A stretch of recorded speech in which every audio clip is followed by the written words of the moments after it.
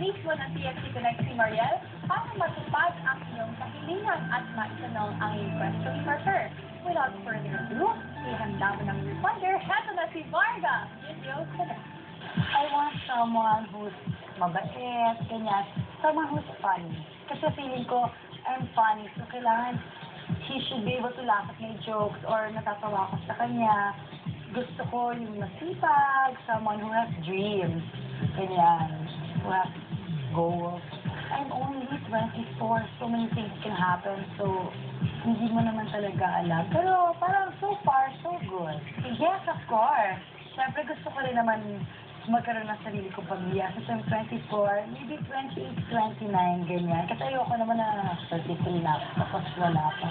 Well, that's sweet. Alam mo, si JV Castro, the reason why I agreed to do this interview, kasi they said that someone nga daw wrote TFC Connect. Ito, grabe.